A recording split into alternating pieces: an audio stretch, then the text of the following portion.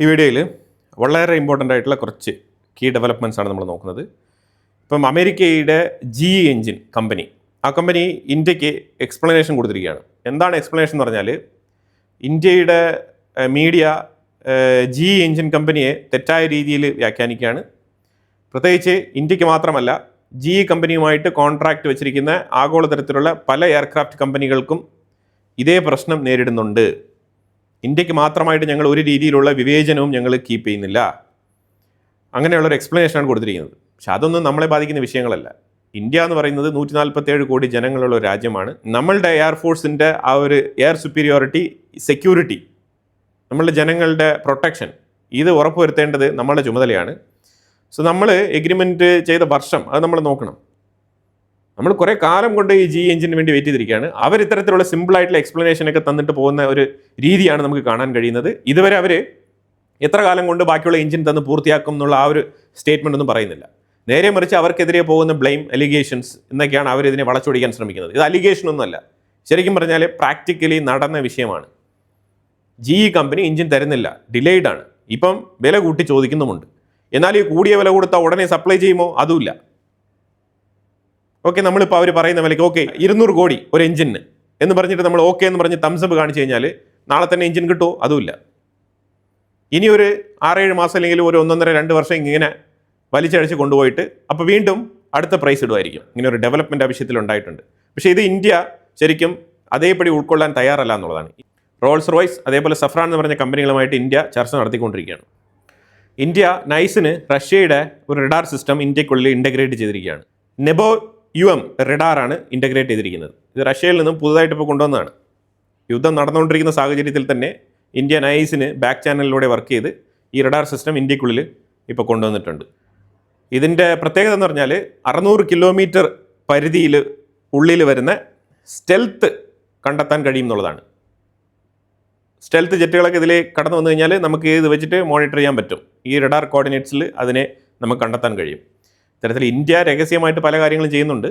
അപ്പം ഇത്തരത്തിലുള്ളൊരു പുതിയ റഡാർ സംവിധാനം ഇന്ത്യ സർവൈലൻസ് നെറ്റ്വർക്കിൽ ഇൻ്റഗ്രേറ്റ് ചെയ്തിരിക്കുകയാണ്. ഗഗൻയാൻ പ്രോജക്റ്റുമായിട്ട് ബന്ധപ്പെട്ട വിഷയത്തിൽ ISRO 8000 ട്രയൽസ് പൂർത്തിയാക്കിയിരിക്കുകയാണ്. 8000 ട്രയൽസ് എന്ന് പറഞ്ഞാൽ ഈ ഗഗൻയാൻ ഇങ്ങനെ വിക്ഷേപിച്ച് നോക്കുന്ന ആ ട്രയലല്ല, ശരിക്കും ഗഗൻയാനിൽ ഉൾപ്പെടുത്തിയിരിക്കുന്ന ഓരോ ഇൻഡിവിജ്വൽ പാർട്സുകൾക്കുള്ള പരിശോധനകൾ. അതാണ് 8000 തവണ പരിശോധിച്ചിട്ടുണ്ട് ടോട്ടലായിട്ട് ആ ഗഗൻയാൻ പ്രോജക്റ്റിന്. ശരിക്കും പറഞ്ഞാൽ ഈ പ്രോജക്റ്റ് ഓൾമോസ്റ്റ് റെഡി കണ്ടീഷൻ ആകുന്ന ഒരു സാഹചര്യത്തിലേക്ക് പൊയ്ക്കൊണ്ടിരിക്കുകയാണ്. ISROയുടെ ചെയർമാൻ V. നാരായണനാണ് ഇതുമായിട്ട് ബന്ധപ്പെട്ട കൺഫർമേഷൻ പുറത്തു പറഞ്ഞത്. 2027 ക്വാർട്ടറോടുകൂടി ഗഗൻയാൻ്റെ വിക്ഷേപണം നടത്താൻ സാധിക്കുമെന്നാണ് പറഞ്ഞിരിക്കുന്നത് പുള്ളി. ISRO സെമി ക്രയോജനിക് എഞ്ചിൻ വികസിപ്പിച്ച് അതിൻ്റെ പരീക്ഷണം, അതിൻ്റെ ഫയർ ടെസ്റ്റ് പൂർത്തീകരിച്ചിരിക്കുകയാണ്. 175 ടൺ ത്രസ്റ്റ് ലെവൽ, ആ ലെവലിലാണ് പരീക്ഷണം നടത്തിയിരിക്കുന്നത്. പാകിസ്ഥാൻ്റെ ഉള്ളിൽ കറാച്ചിയിൽ ഒരു ബോംബ് സ്ഫോടനം നടന്നു. അതിൽ 8 പാക് ആർമി ഉദ്യോഗസ്ഥർ കൊല്ലപ്പെട്ടിട്ടുണ്ട്. അതുപോലെ തന്നെ 3 പാകിസ്ഥാൻ പാർലമെൻറ്റേറിയൻസും കൂടി കൊല്ലപ്പെട്ടിട്ടുണ്ട്. ഇന്ത്യൻ പ്രധാനമന്ത്രി 3 ഡേയ്സ് സെയ്ഷൽസ് വിസിറ്റ് ചെയ്തുകൊണ്ടിരിക്കുകയാണ്. സെയ്ഷൽസ് എന്ന് പറഞ്ഞ രാജ്യത്തിലാണ് ഇപ്പം ഇന്ത്യൻ പ്രധാനമന്ത്രി പര്യടനം നടത്തിക്കൊണ്ടിരിക്കുന്നത്. സെയ്ഷൽസുമായിട്ട് ഇന്ത്യ മാരിടൈം പാർട്ട്ണർഷിപ്പിന് വേണ്ടിയിട്ടാണ് ശ്രമിക്കുന്നത്. തീർച്ചയായിട്ടും 2 രാജ്യങ്ങളും തമ്മിൽ അത് ഒരു 6 മാസങ്ങൾക്ക് മുമ്പാണ് സെയ്ഷൽസിൻ്റെ പ്രതിനിധി ഇന്ത്യയിലേക്ക് സന്ദർശനം നടത്തിയിരുന്നത്. അപ്പോൾ അതിനെ തുടർന്ന് അന്ന് തന്നെ ഇൻവിറ്റേഷൻ അയച്ചിട്ടുണ്ടായിരുന്നു. അപ്പോൾ അതിനെ തുടർന്ന് കിട്ടിയ ഒരു ഗ്യാപ്പിലാണ് ഇന്ത്യൻ പ്രധാനമന്ത്രി ഇപ്പം സെയ്ഷൽസിലേക്ക് എത്തിയിരിക്കുന്നത്.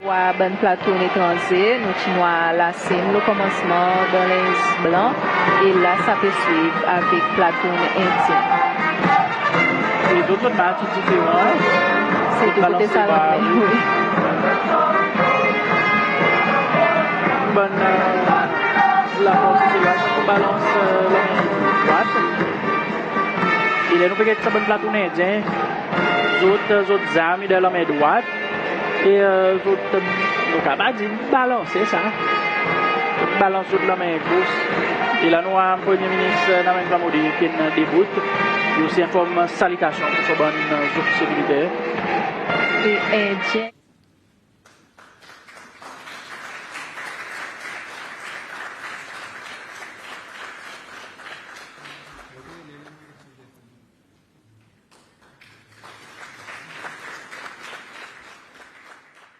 19 ചൈനീസ് കമ്പനികൾ ബംഗ്ലാദേശിൻ്റെ ഉള്ളിൽ $9.21 ബില്യൺ വർത്ത് വരുന്ന ഇൻവെസ്റ്റ്മെൻറ്റ് നടത്തുമെന്നുള്ളൊരു പ്രോമിസ് ബംഗ്ലാദേശിന് കൊടുത്തിട്ടുണ്ട്. ഇത് ഇൻവെസ്റ്റ്മെൻ്റ് അല്ല, കടമാണ്, കടം. അവർ ചൈനക്കാരുടെ ഇൻവെസ്റ്റ്മെൻറ്റ് രീതി അറിയാമല്ലോ. അവർ ചൈനയിൽ നിന്നും ആളിനെ കൊണ്ടുവരും, ചൈനീസ് കമ്പനികൾ ബംഗ്ലാദേശിൻ്റെ ഉള്ളിൽ സ്ഥാപിക്കും, ചൈനക്കാരെ കൊണ്ട് പണിയെടുപ്പിക്കും, അവസാനം ബംഗ്ലാദേശ് അതിൻ്റെ കടം അങ്ങോട്ട് വീട്ടേണ്ടി വരും. ഈ സാഹചര്യത്തിലേക്ക് ബംഗ്ലാദേശ് ഇപ്പോൾ പൊയ്ക്കൊണ്ടിരിക്കുകയാണ്. ഈ താരിഖ് റഹ്മാൻ എന്ന് പറഞ്ഞ വ്യക്തി വലിയ ക്ലീനൊന്നുമല്ല.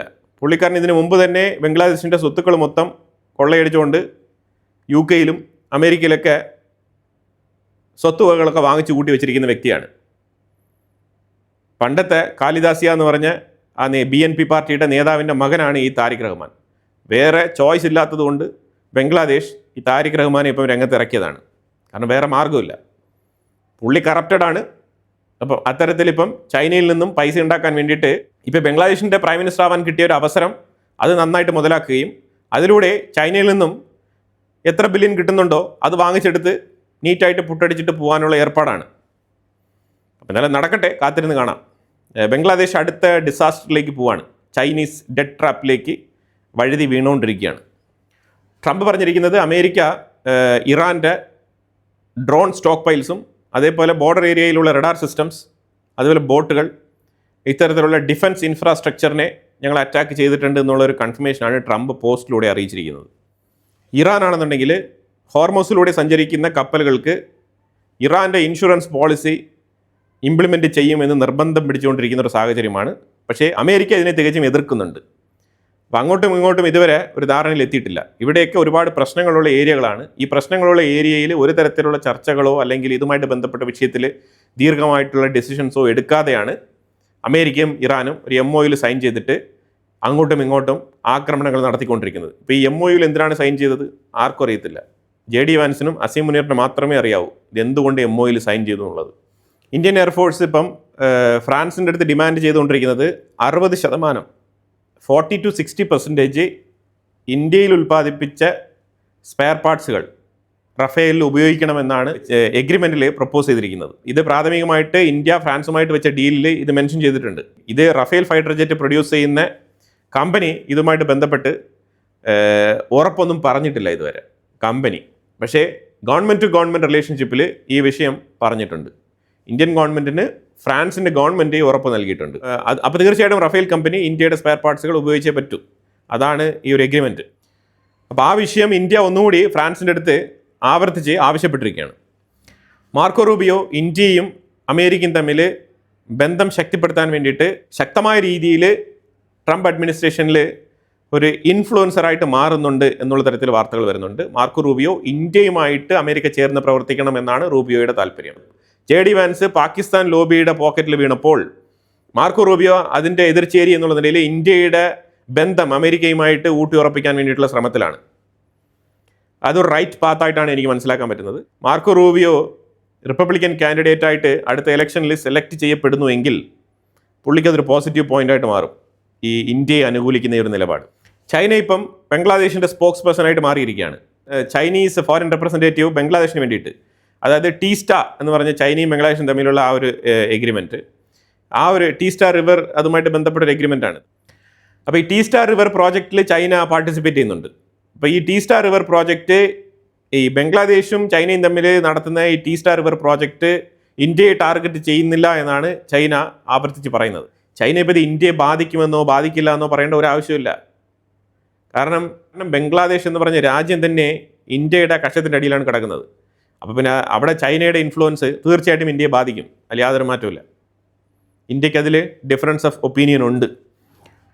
ന്യൂസിലാൻഡ് ഫോറിൻ മിനിസ്റ്റർ ഒരു സ്റ്റേറ്റ്മെൻറ്റ് പറഞ്ഞിട്ടുണ്ട്. ഇന്ത്യക്ക് അനുകൂലമായിട്ടും ന്യൂസിലാൻഡിനെതിരായിട്ടുമാണ് ഈ സ്റ്റേറ്റ്മെൻറ്റ് വന്നിരിക്കുന്നത്. ഇത് ഒരു പ്രത്യേക വിഷയമായിട്ട് തന്നെ എടുത്ത് ചർച്ച ചെയ്യപ്പെടേണ്ട ഒരു സാഹചര്യമുണ്ട്. അത് പ്രത്യേകിച്ച് ഇന്ത്യൻ സ്റ്റുഡൻസുകളെ ഒഴിവാക്കിക്കൊണ്ട് ഒരു ഡിസ്ക്രിമിനേഷൻ കാണിക്കുന്ന തരത്തിൽ ന്യൂസിലാൻഡിൻ്റെ സൈഡിൽ നിന്നും അവരുടെ എഡ്യൂക്കേഷൻ ഇൻഡസ്ട്രിയിൽ ഒരു മാറ്റം വരുത്തിയിട്ടുണ്ട്.